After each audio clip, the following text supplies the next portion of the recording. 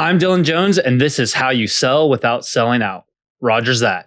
Hi, everybody. I'm Rogers Healy, and welcome to Rogers That, a podcast dedicated to selling without selling out. What up, dog? Water Dylan. We got a great guest today. I've had that in me since about 3 a.m. I woke up this morning with my creative juices flowing, and I don't know where this is going, but it's time to get showing. I'm here.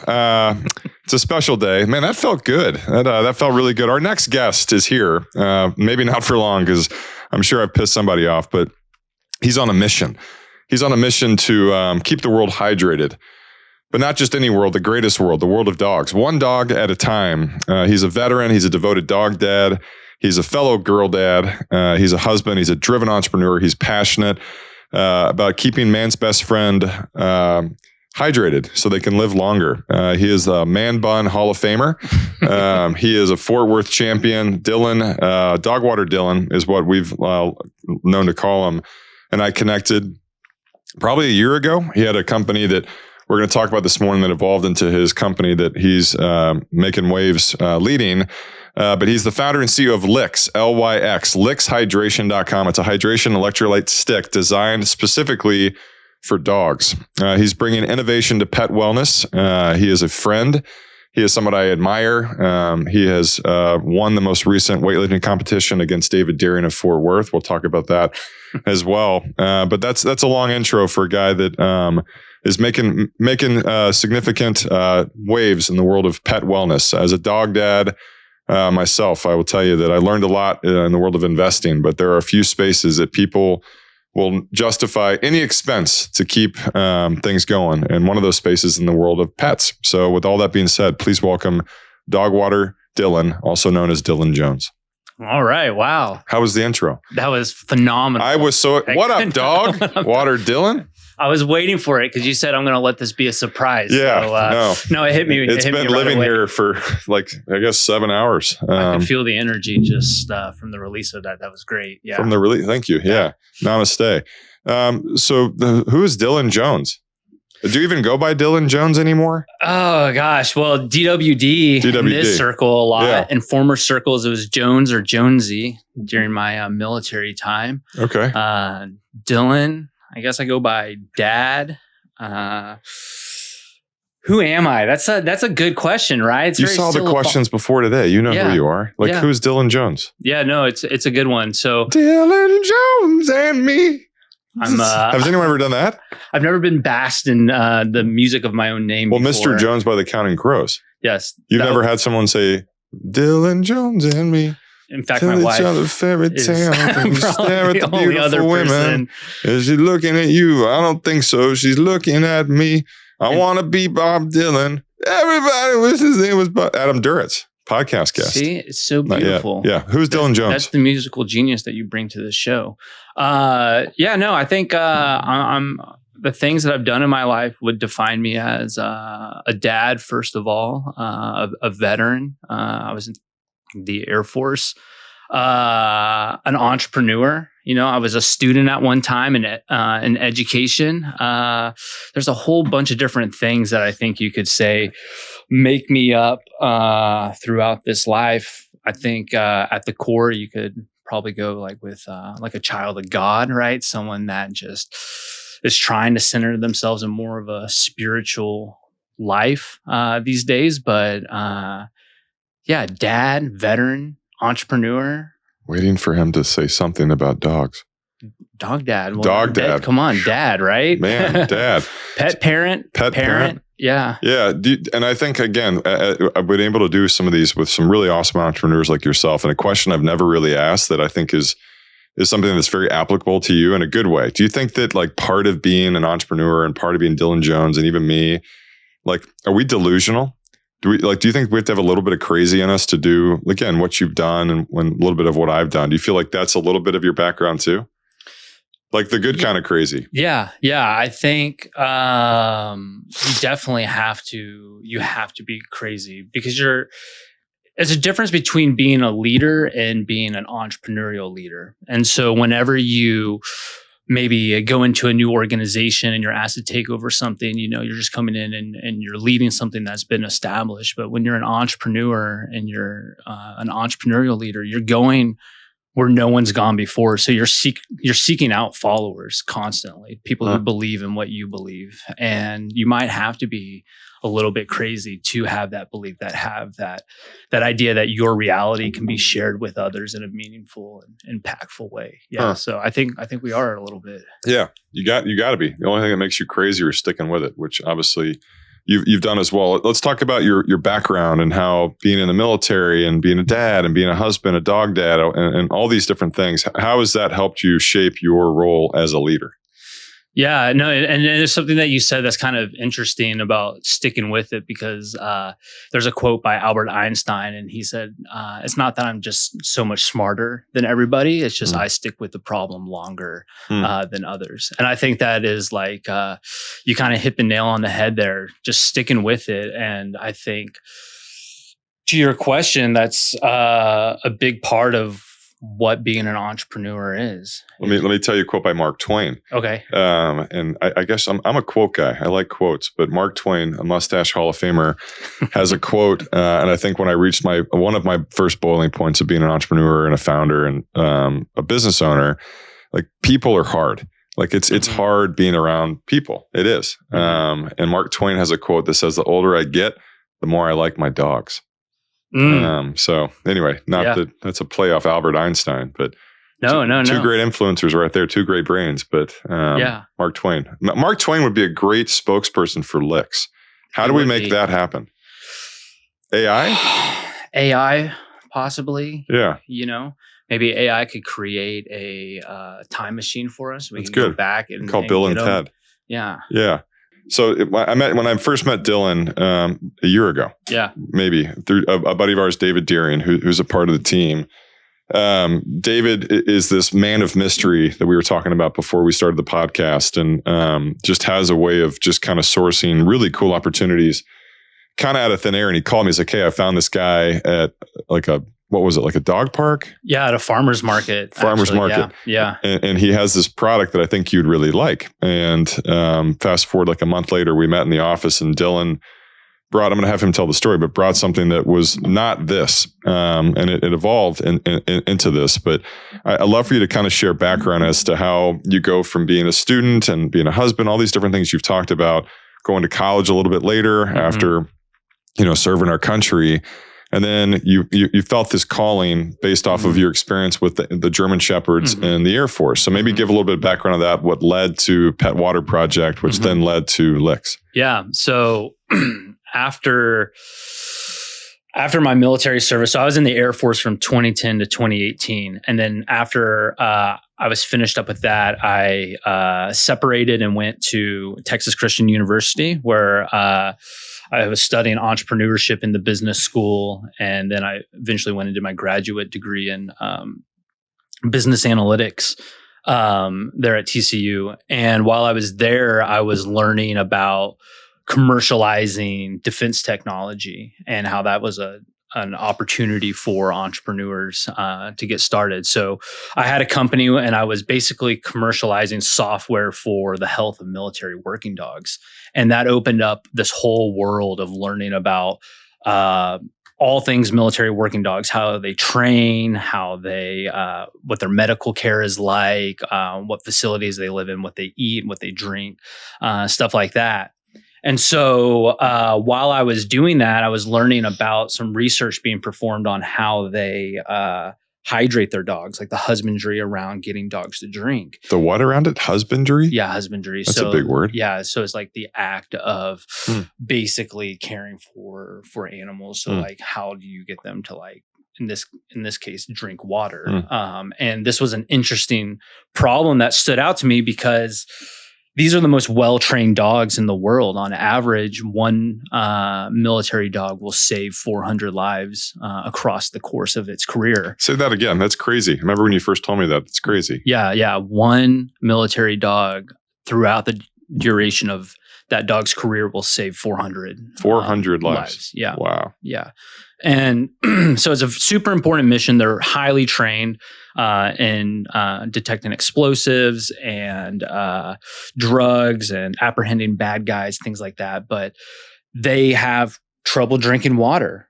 And it's a problem that the military has been researching. Like, how do we train the most well-trained dogs that can jump out of airplanes to drink water on command? And so I thought, if this problem was so big that they're actually paying money researching it, and these well-trained dogs are having this issue, what's my dog like? You know, what's my boy at home, Miller? What does he do? And so I started to experiment and like take him on walks and things like that. And I would get home and he would just want to pass out on the tile. Like, he would just pant and he would just want to lay on the cool tile. And so I started to give him some of the same type of supplements that were given to the military dogs. I was blending up different types of flavoring with electrolyte solutions, and Miller was just licking it up, and his tail was wagging, and he was just so excited. So because of that, we essentially started taking it to different farmers markets to see if this problem was experienced by more pet What'd you name parents. the company? At the time, it was Pet Water Project. So I named it Pet Water Project because I thought it had a bit of a 33 factor to it. Made you think, like, what is that? You know, why is it named Project? And we had a mission that we were selling the product in a liquid 12-ounce can. And we would put a rescue organization on the back of the can and sponsor a rescue organization. And so that was the project piece to hydrating dogs and then caring for the dogs that were in shelters.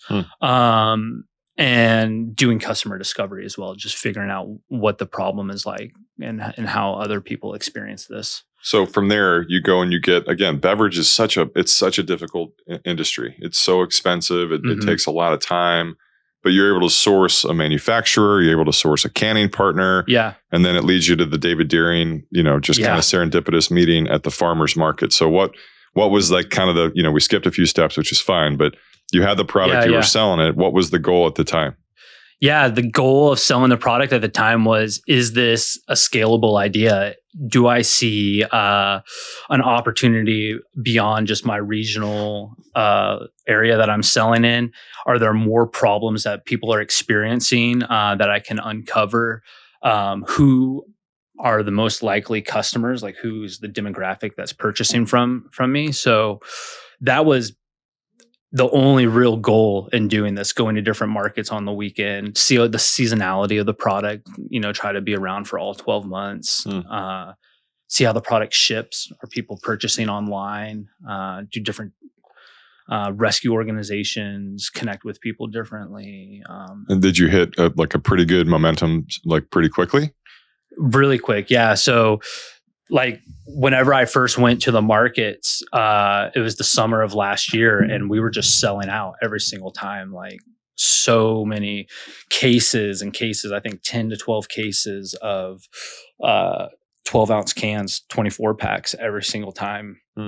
We would go to these markets, and people just thought the idea was so interesting and they loved it. And it was like a 30-second sales cycle. I just would go and pitch and say, hey, I got Gatorade for dogs. And, out of a crowd of 10, 4 or 5 people would stop and then convert them to a customer. But did it reach a point where you're just kind of like banging your head against the wall? It's right. Like, how do you grow when you're, a founder can only do so much, right? Yeah. They can't run the company, run sales, run marketing, run accounting, run HR. Like, did it reach a point pretty quickly where you realized you maybe needed to pivot? Yeah, no, it was, that exciting phase of having a ton of customers come and find you out at the farmer's market started to go away and get replaced by the stress of everything. And, I was also doing all this with my first kid, with my wife and I. She was like, a year old maybe. And so I had a little storage unit. And so we would go to the storage unit and we would pack up orders and print labels and go mail them and use pallet jacks together and all sorts of things.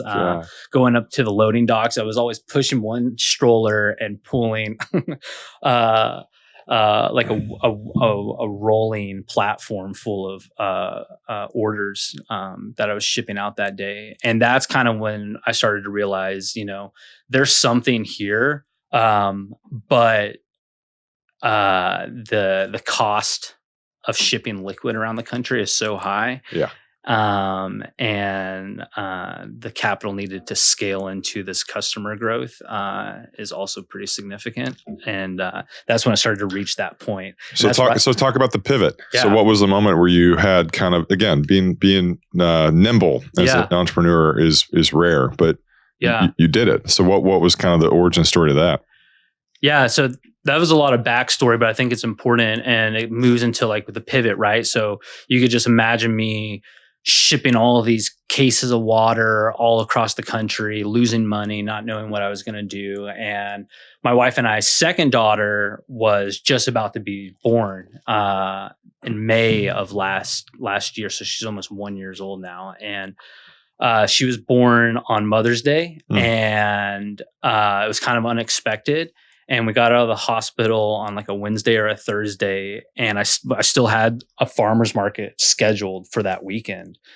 And I was pretty burnt out at that point because I'd been doing this for a full year and trying to find success or a way to scale the business. And I had a million reasons, including just having a newborn baby, to not be at that farmer's market on that Saturday, to cancel. I didn't realize it was that.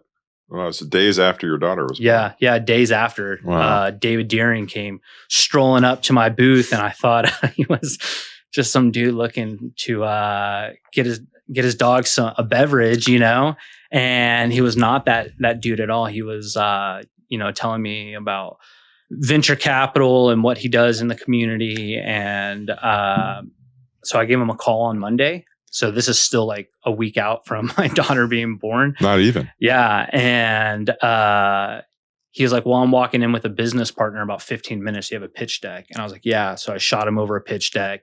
And I believe that meeting was with you. And then he was like, called me back, I think the next day, and said, hey, this guy Rogers that I work with wants to meet you. And we set up a Zoom meeting and then an in-person, and about a year ago now. And then we get you don't have to mention us or my team or me or my team or me, but the evolution of, again, going from the can to meeting David to having another kid, all this happens really quickly. And I think that the good thing, that one of the smartest things you did is you didn't give yourself time to talk yourself out of it. Sure. Right. You just kind of pivoted. You had a new mission and you went with it. But what did that look like?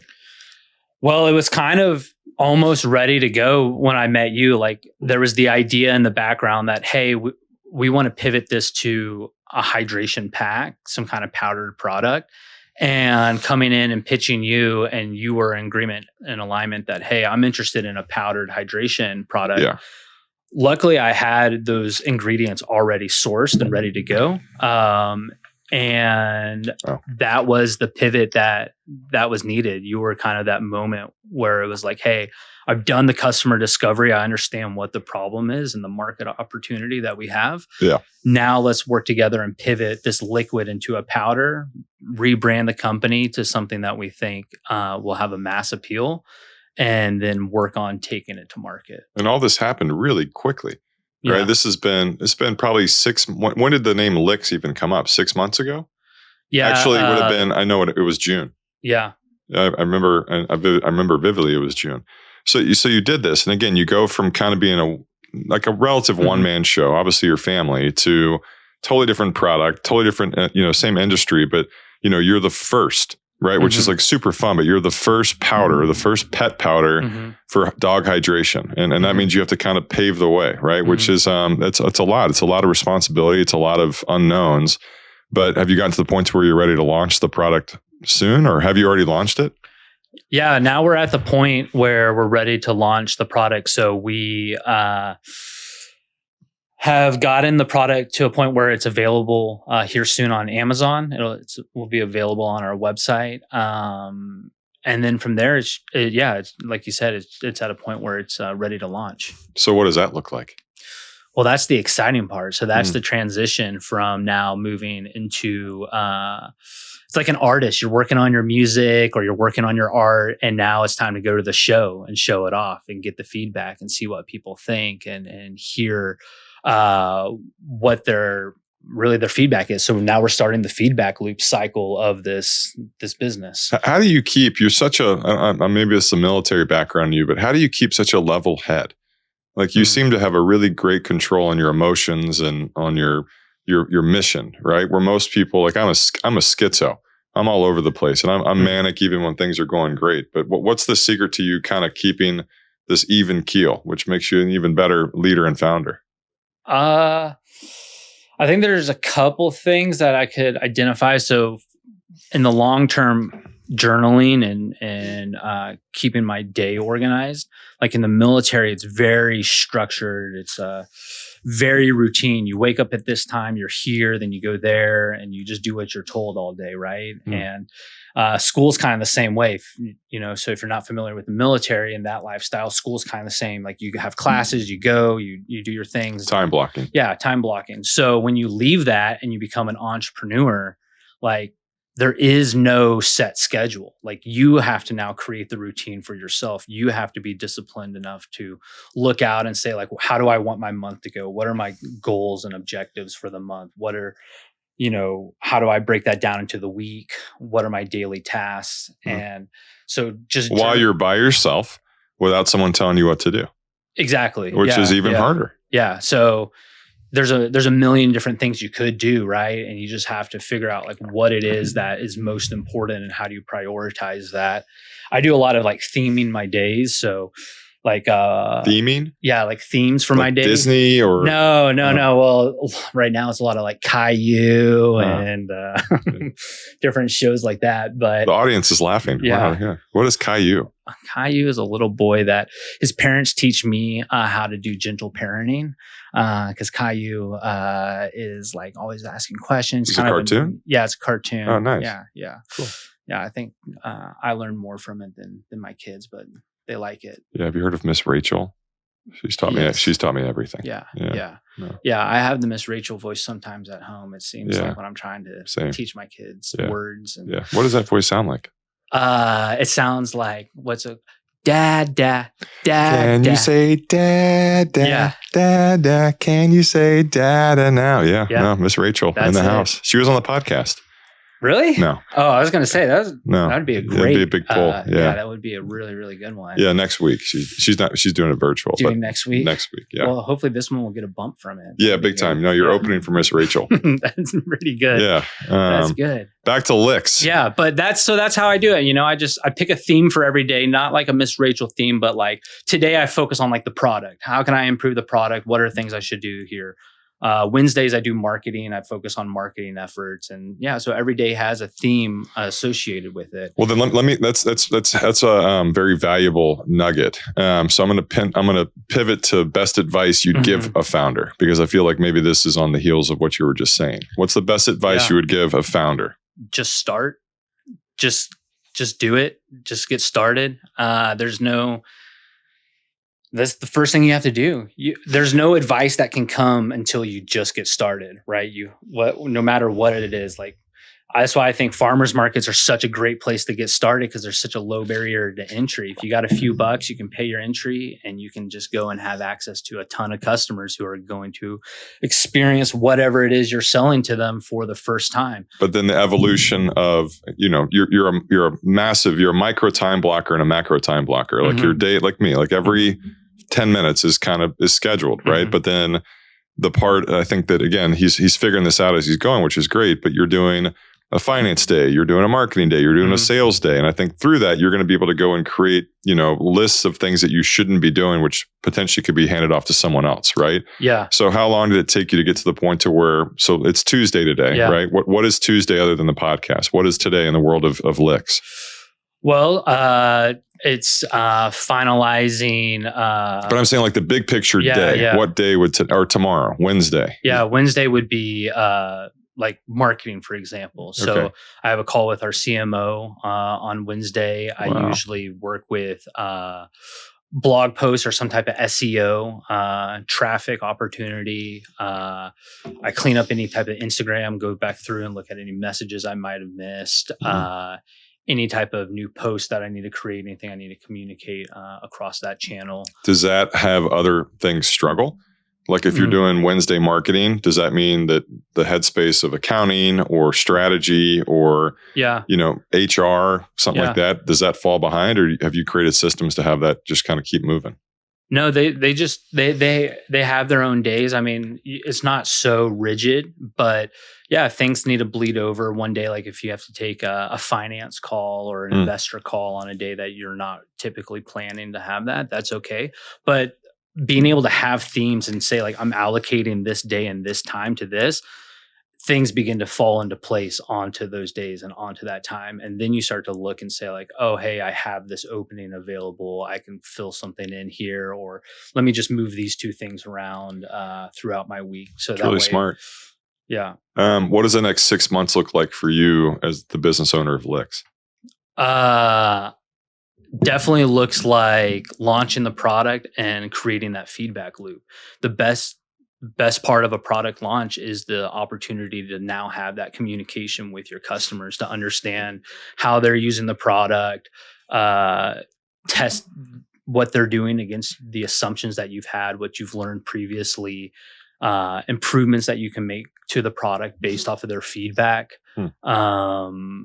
How you can improve customer success, your relationship with your customers, what type of offerings do they like? Like it's just all very customer focused. It'll be a little bit supply chain optimizing some costs and stuff like that, but mainly just customer focused. What's best case scenario? Best case scenario is that we just hit product market fit right away, and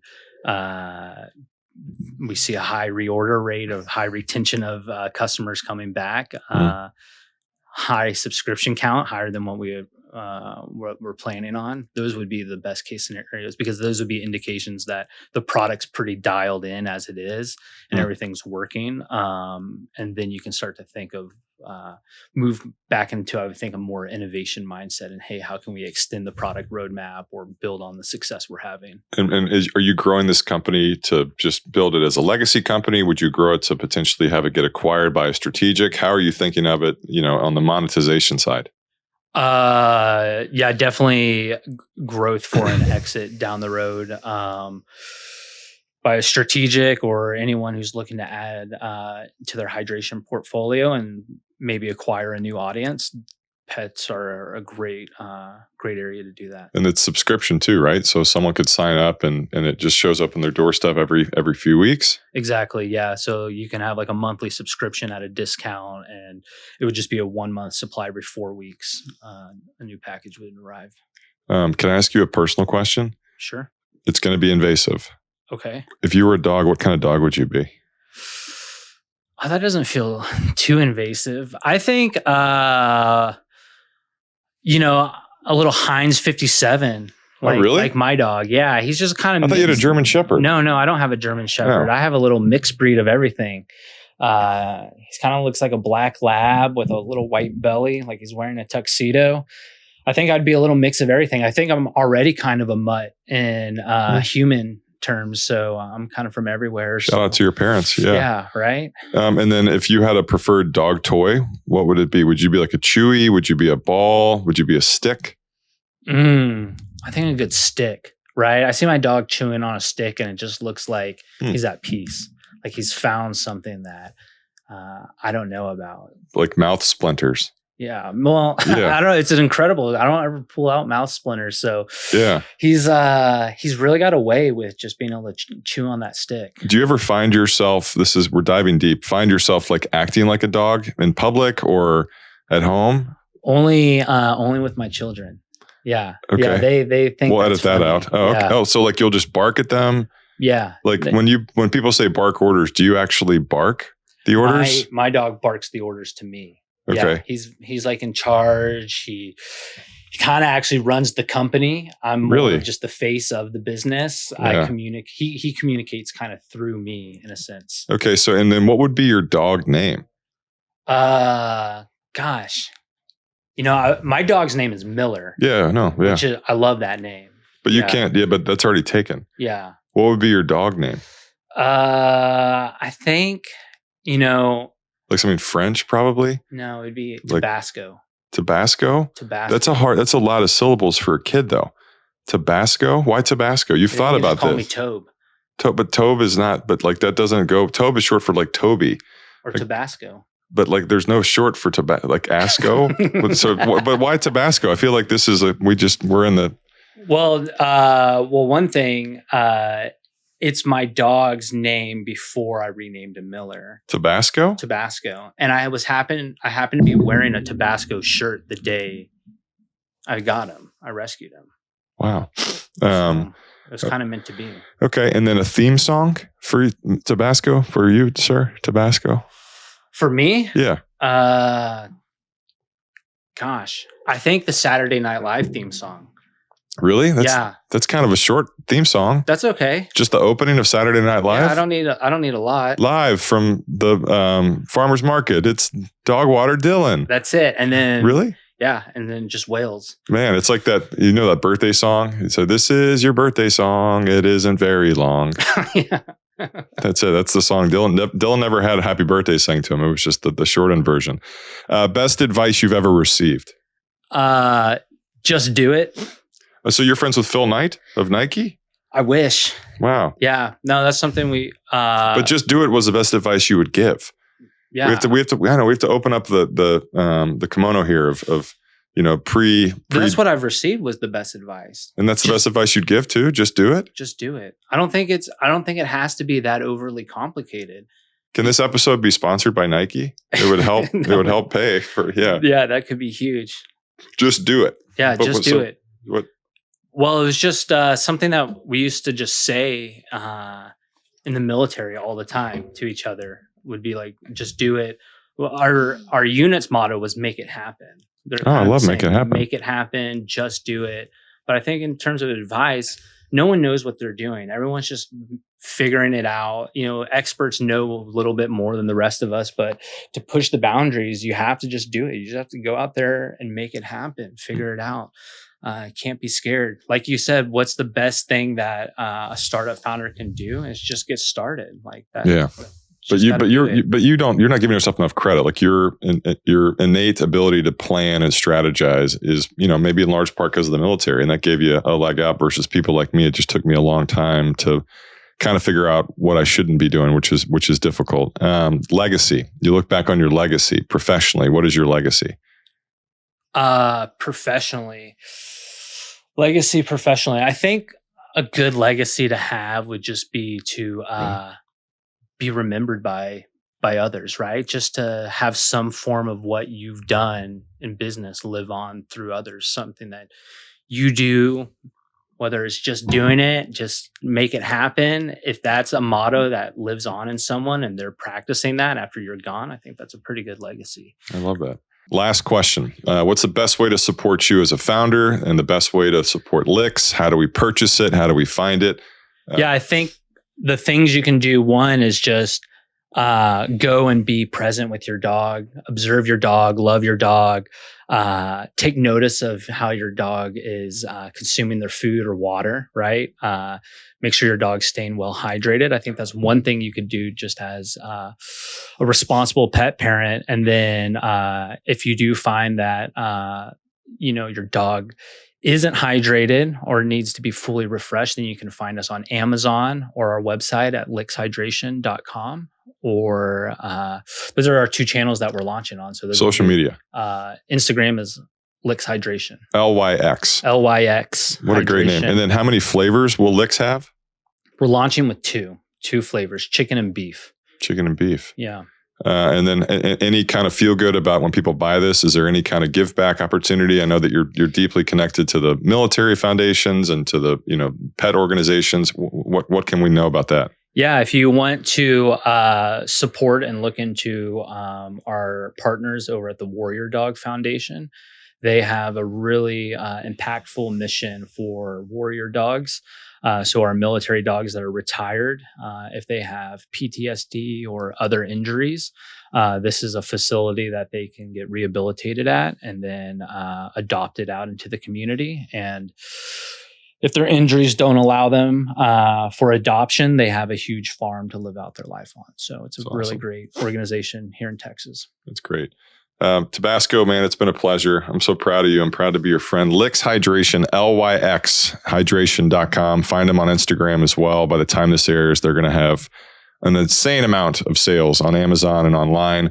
Click the subscribe button on LYX, not on this too, but on LYX. And that way your pets can have one less thing to worry about, beef or chicken. Actually, what's your preferred? We know you've had the stuff. Do you drink LYX Hydration, beef or chicken?